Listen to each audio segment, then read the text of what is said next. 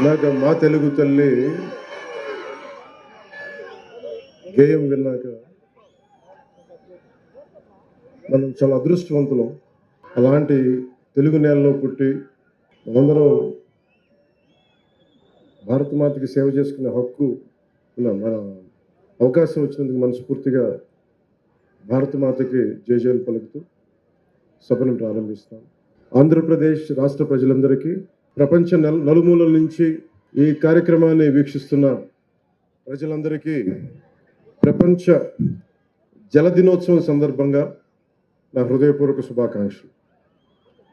అంటే మనం 1,55,000 నీటి కుంటలు, ఫామ్ పాండ్స్, అంటే నీరున్న చోటే జీవం ఉంటుంది, నీరున్న చోటే నాగరికత ఉంటుంది, నీరున్న చోటే భాష ఉంటుంది. అంటే మాతృభాష కూడా ముందుకు వెళ్ళాలి అంటే నీరున్న చోటే, నాగరికత ఉన్న చోటే భాష కూడా ముందుకెళ్ళింది. అలాంటి ప్రత్యేకమైన ఆ జల దినోత్సవాన్ని పురస్కరించుకొని ఈ రోజున ఊర్వకల్ మన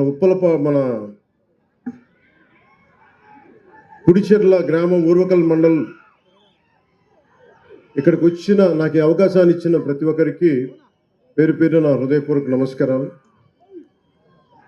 నన్ను ఎయిర్పోర్ట్లో నాకు స్వాగతం పలికిన గౌరవ పాణ్యం శాసనసభ్యులు శ్రీమతి గౌరవ్ చరితారెడ్డి గారికి, గౌరవ నంద్యాల పార్లమెంట్ సభ్యులు బైరెడ్డి రాజశేఖర రెడ్డి గారి కుమార్తె, రాయలసీమ నీటి కోసం ఆయన ఎప్పుడు పోరాటం చేసిన వ్యక్తి.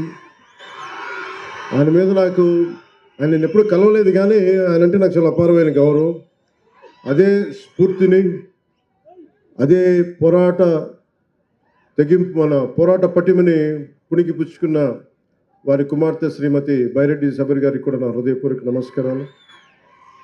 అలాగే గౌరవ నందికొట్కూరు శాసనసభ్యులు శ్రీ జయసూర్య గారికి, ఉమ్మడి ఆంధ్రప్రదేశ్ రాష్ట్రానికి బలమైన వ్యక్తి, బలమైన ముఖ్యమంత్రిగా పనిచేసిన వ్యక్తి, మహానాయకులు కోట్ల విజయభాస్కర్ రెడ్డి గారి కుమారులు, గౌరవ డోన్ శాసనసభ్యులు శ్రీ కోట్ల జయసూర్య ప్రకాష్ రెడ్డి గారికి నా హృదయపూర్వక నమస్కారాలు.